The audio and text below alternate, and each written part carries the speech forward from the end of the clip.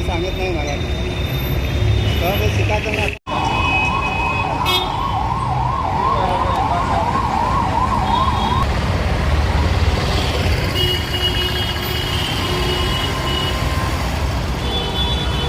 हाँ, बताने का मकसद ये है कि 1 तारीख से मतलब इन लोग ने ऐसा मतलब बोल रहे हैं कि मराठी बोलने आना ही चाहिए। बरोबर, अभी लोग 30-30 साल से रिक्शा चला रहे हैं, 40-40 साल से रिक्शा चला रहे हैं, इनको मराठी बोलने नहीं आती है। अदर स्टेट भी है, इंडिया में बहुत सा स्टेट है, मतलब हर आदमी जहाँ जाएगा मराठी बोलने आना चाहिए। ऐसा नहीं कि नहीं आना चाहिए, थोड़ी बहुत मतलब काम चलाओ भाषा आना चाहिए। कि मतलब अभी अपन रिक्शा चला रहे हैं, अपन पेपर का एग्जाम तो नहीं दे रहे कि मराठी का पूरा अपने को उत्तर देना चाहिए। ये जो काम चला रहा है उत्तर रिक्शे लोग आता है, अभी तुम उसको बोलेंगे नहीं मराठी बोलना चाहिए तो ही होएगा। तुम्हारा जो मेन ये एक्चुअली पॉलिटिक्स मुद्दा है और कोई मुद्दा नहीं है ये। और रिक्शे लोग सिर्फ हैरान करने का ये तरीका है, क्योंकि रिक्शा आज बहुत मुश्किल से अपना पेट पालता है और अपना घर चलाता है। और ये हर कानून हर चीज जो गवर्नमेंट की तरफ से आती है, ये सुविधा के लिए नहीं आती है, रिक्शे को हैरान करने के लिए आती है। हर तरीके से अन्याय रिक्शे वाले पे ही होता है। आप पूरा इतिहास उठा के देख लो, सर्च करके देख लो, सिर्फ रिक्शे के ऊपर ही अन्याय हो रहा है और किसी के ऊपर अन्याय नहीं हो रहा है। रिक्षा टॅक्सी युनियन भिवंडी शहर अध्यक्ष आहे। हा जो शासनाने जो निर्णय घेतलाय मराठी बोलता आलीच पाहिजे, त्याच्याबद्दल आम्ही 28 एप्रिलला सह्यांचा मोहीम राबवणार आहे आणि प्रताप सरनाईक साहेबांना आम्ही निवेदन देणार आहे की तुम्ही हा निर्णय मागे घ्या। आणि जर त्यांनी निर्णय मागे नाही घेतला तर 4 मेला आम्ही संपूर्ण महाराष्ट्रामध्ये धरणे आंदोलन करणार आहे।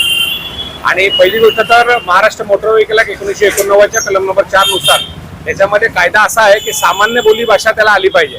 काम चलाव, त्याला ज्ञानेश्वरी नाही वाचायची आहे। कुठलाही परप्रांतीय असो कोणी असो जो इकडे 15 वर्ष राहिला आहे, त्याचा पोलीस रिपोर्ट ओके आहे आणि त्याला काम चलाव मराठी बोलता येते, तर त्याचा तुम्ही लायसन बेस कसं काय रद्द करू शकतात? आणि जर अशा प्रकारे तुम्ही रद्द करायचं बोललं तर आमच्याकडे उच्च न्यायालय आहे।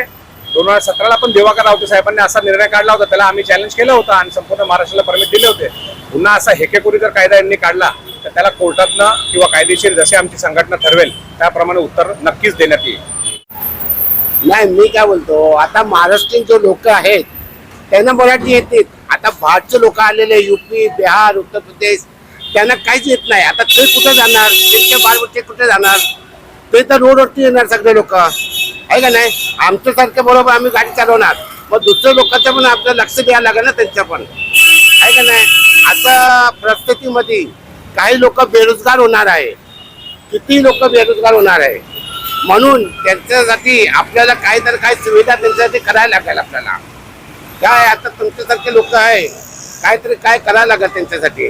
काय तुम्हाला काय वाटतं शासनाने काय करायला पाहिजे? नाही, शासनाने करायला पाहिजे, आपल्याला काय सगळ्यांच्या बघून व्यवस्थित करायला पाहिजे कायदा। हा कायदा जो आहे बरोबर नाही, हा कायदा फक्त महाराष्ट्रीयन लोकांसाठी आहे आणि बाहेरच्या लोकांना किती लोक बेरोजगार होणार आहे याच्यामध्ये। आपल्याला असं व्हायला नको, सगळ्या पोट भरण्यासाठी इथं आलेले लोक आहे आणि सगळ्यांना आपल्याला बघायला लागेल।